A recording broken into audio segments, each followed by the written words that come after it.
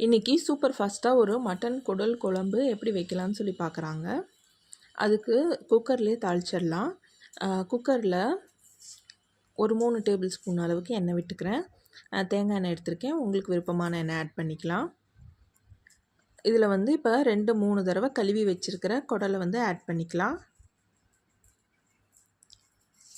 சுத்தமாக கழுவி எடுத்துக்கோங்க. ஒவ்வொருத்தர் சுடு தண்ணியிலையும் கழுவுவாங்க, அப்படி வேணாலும் கழுவிக்கலாம். இப்போ அதுலேயே 1 டீஸ்பூன் அளவுக்கு மஞ்சள் தூள் ஆட் பண்ணிக்கலாம். 2 டேபிள் ஸ்பூன் அளவுக்கு மட்டன் மசாலா ஆட் பண்ணிக்கலாம்.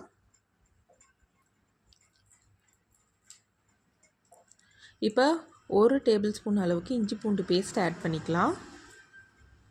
இப்போ இதெல்லாம் நல்லா கலந்து விட்டுக்கலாங்க. பெரட்டி விட்டுக்கோங்க. அந்த எண்ணெயிலெல்லாம் வறுபடுற மாதிரி பெரட்டிக்கலாம். பாருங்கள், இந்த மாதிரி பெரட்டி விட்டுருங்க.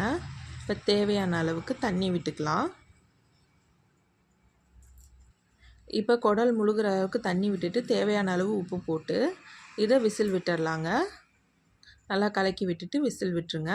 இப்போ அதுக்குள்ளார இதுக்கு தேவையானதை தாளிச்சிக்கலாம். குழம்புக்கு தேவையானதை தாளிச்சிக்கலாம்.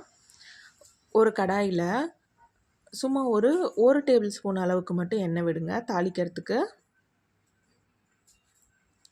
இப்போ 1.5 டேபிள் ஸ்பூன் அளவுக்கு சீரகம், 1 டேபிள் ஸ்பூன் சோம்பு,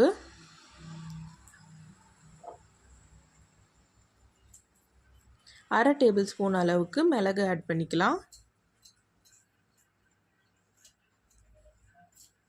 நல்லா வறுத்து விட்டுட்டு சின்ன வெங்காயம் ஒரு 20 நம்பர் ஆட் பண்ணிக்கலாம்.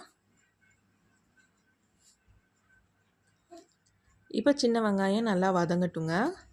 கூடையே ஒரு கொத்து கருவேப்பிலை ஆட் பண்ணிக்கலாம். இது கூட ஒரு பெரிய சைஸ் தக்காளி ஒன்று ஆட் பண்ணிக்கலாம். இப்போ இதை நல்லா வதக்கி விட்டுக்கலாம். இது நல்லா சுருளை வதங்கட்டுங்க.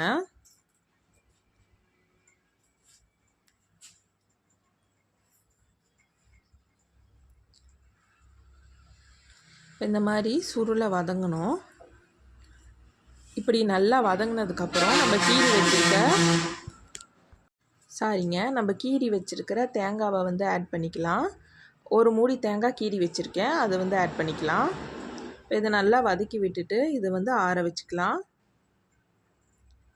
இப்போ 5 விசில் வந்ததும் குக்கரை ஓப்பன் பண்ணி குடல் வெந்திருக்குதான்னு சொல்லி பார்க்கலாம். பாருங்கள், குடல் நல்லாவே வெந்துருச்சு.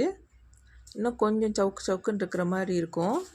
இந்த டைமில் வந்துட்டு நம்ம அரைச்சி வச்ச விழுது, அதாவது தாளித்து அரைச்சி வச்ச விழுதை வந்து ஆட் பண்ணிக்கலாம். ரொம்ப தண்ணி விட்டு அரைக்காதீங்க. இப்போ வந்து இதை நல்லா கொதிக்க வைக்கணுங்க.